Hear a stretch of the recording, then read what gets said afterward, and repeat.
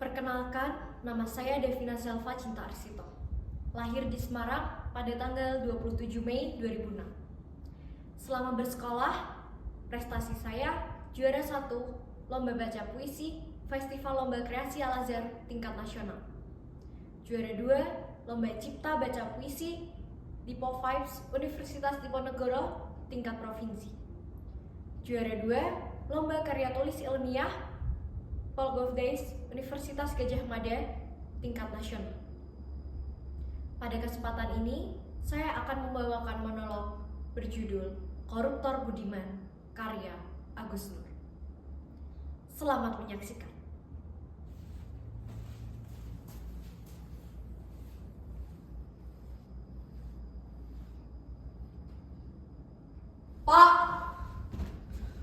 Pak, tolong tangkap saya, Pak.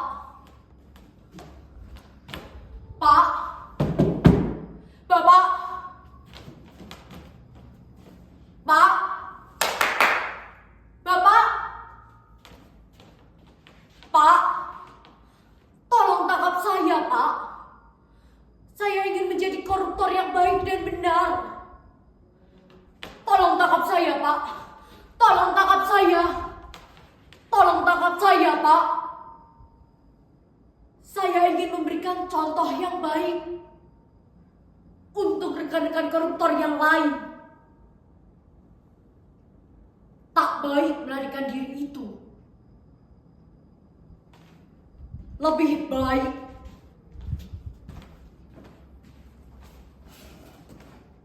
kita duduk tenang di pengadilan. Kalau ingin bersembunyi, bukankah persembunyian yang paling aman untuk para koruptor justru ada di pengadilan, Pak?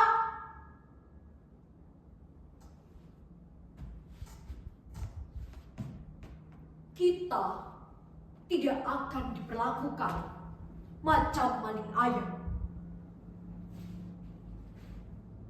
Wah, ayam siapa tuh? Maling! Maling! Maling! Maling! Ampun, Pak! Ampun, Pak! Ampun, Pak!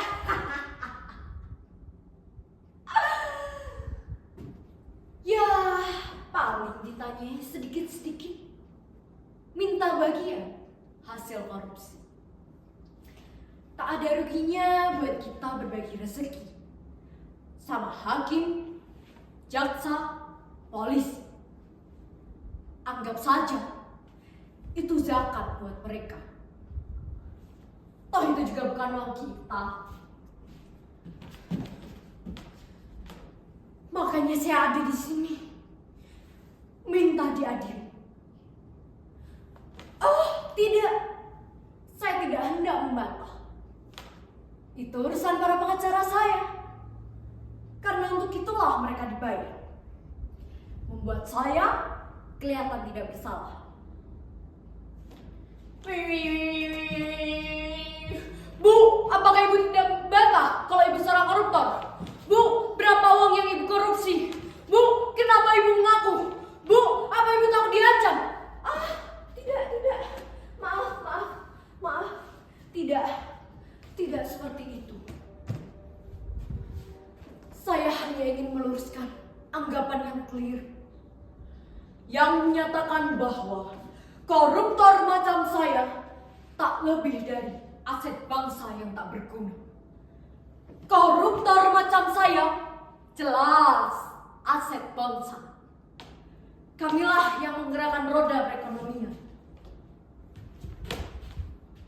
Dengan korupsi, uang jadi terdistribusi. Terjadi pemerataan. Seperti pembangunan. Korupsi terjadi di segala bidang. Tapi kami tak pernah menikmati itu buat sendiri. Kami ikut menyumbang untuk pembangunan rumah ibadah, menyantuni anak yatim, menolong korban bencana, menyokong olahraga, iuran 17-an dan ya masih banyak lagi. Karena sebagai koruptor yang baik, kami tahu cara mengelabui. Dengan berbuat baik, kita akan dihormati. Duduk di depan.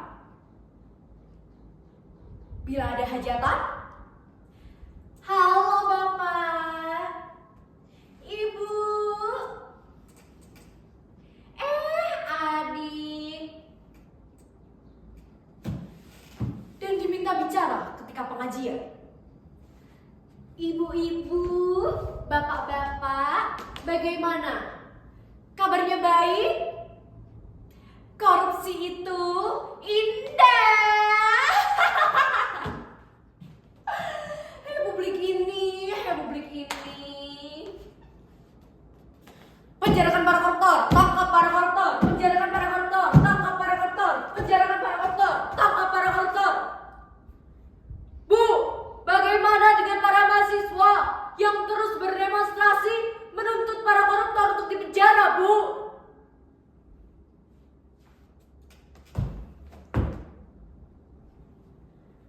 Naif bila seluruh mahasiswa terus menuntut para koruptor untuk dipenjara.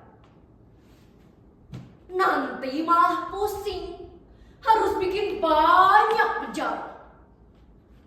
Karena 70% warga Republik pasti akan masuk penjara. Tidakkah itu hanya akan menghabiskan anggaran belanja negara?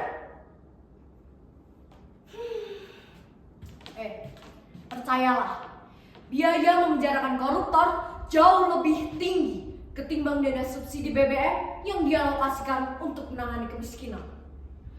Jadi, memenjarakan koruptor justru kontraproduktif dengan keuangan negara. Daripada uang itu dihambur-hamburkan untuk membuat penjara, lebih baik uang itu kami korupsi, lalu kami bagikan secara adil dan merata. Itu namanya korupsi yang adil dan beradab sesuai Pancasila. Ya, atau biar terdengar lebih trending, itu demokrasi dalam korupsi. Sesuai trias politika. Dalam demokrasi, mesti ada distribusi kekuasaan yang sama antara eksekutif, legislatif, dan yudikatif. Korupsi yang demokratis pun begitu. Eksekutif, legislatif, dan yudikatif akan mengetatkan keuntungan dan kepuasan yang sama. Korupsi ibarat lokomotif demokrasi yang membuka gerbong-gerbong keuntungan dan membuat semua orang berebut ingin naik. Jadi, memberantas korupsi sama saja dengan menggoreng-gorengkan gerbong demokrasi. Itu berbahaya, dan berbahaya. Bisa memicu keonaran bagi para demonstran bayaran. Ya, karena saya koruptor yang baik, tentu saja saya tidak menginginkan hal itu. Karena saya koruptor yang cinta damai.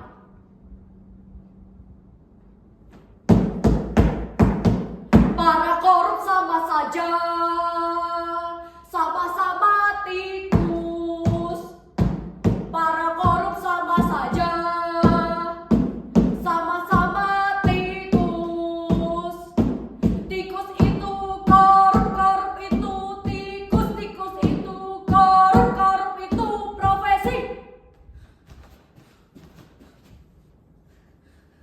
Tolong, jangan terlalu memojokkan kami. Kalau ingin unjuk kekuatan, kami juga bisa menggalang aksi besar-besaran. Hei, pikirkanlah, bila seluruh koruptor di seluruh Indonesia mogok satu hari saja, dari kantor kelurahan sampai istana negara, pasti mendadak sepi. Pelayanan publik terhenti, birokrasi macet, semua departemen kosong. Jangankan untuk bungkus surat atau bikin KTP. Barangkali WC saja tidak ada yang mengurus. Karena semua koruptor mogok. Seperti lakukan Lisitrat ketika perempuan memboikot semua laki-laki. Kalian akan bikin pusing sendiri. Kalian akan melihat betapa berkuasanya kami. Kami ada di setiap sendi negeri ini. Nah, bagaimana cara kalian membasmi kami? Hah? Bagaimana? Kalian seperti mengamputasi tubuh kalian sendiri. Indonesia. Karena itu, marilah kita hidup rukun dengan damai. Yang koruptor dan gak koruptor, apa sih bedanya? MH Ainun Najib bilang, kesalahan hanyalah kebenaran yang tertunda. Jadi yang gak koruptor pun hanya masalah kesempatan yang tertunda. Koruptor atau bukan, semua akan dapat tempat. Semua akan dapat giliran. Makanya, mari kita mulai belajar menerima kenyataan betapa korupsi sudah menjadi sesuatu yang menyenangkan di negeri ini. Anggap saja koruptor bagian dari perekonomian kita. Sudah numpuk utangnya, banyak pula koruptornya.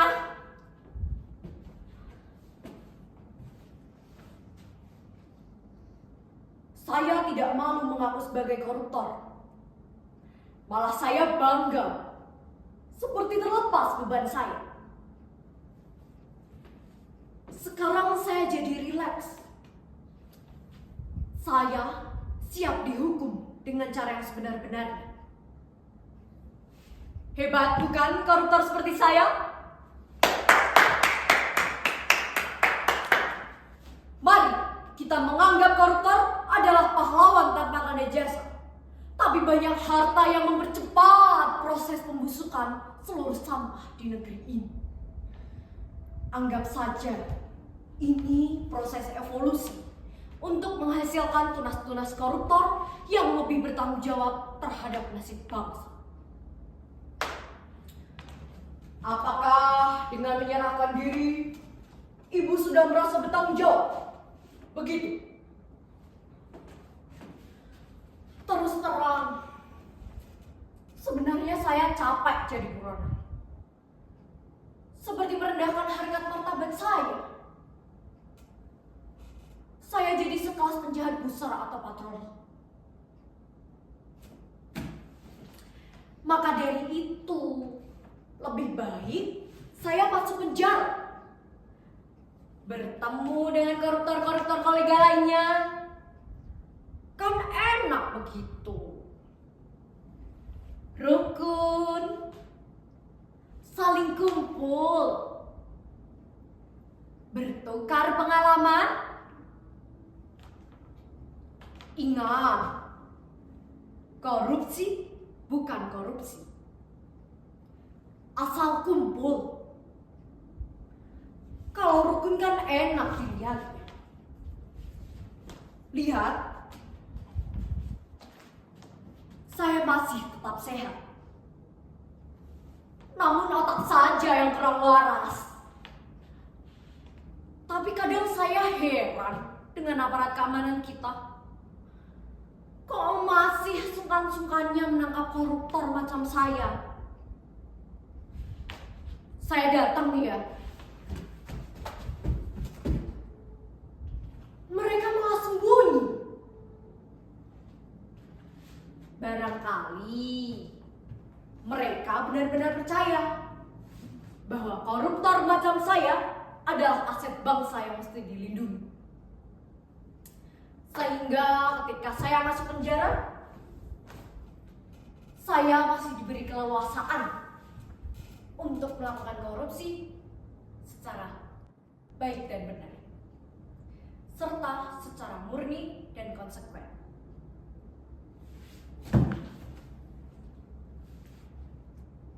polisi. Mau tangkap saya? Silahkan. Tapi sampaikan. Salam untuk seluruh koruptor Indonesia.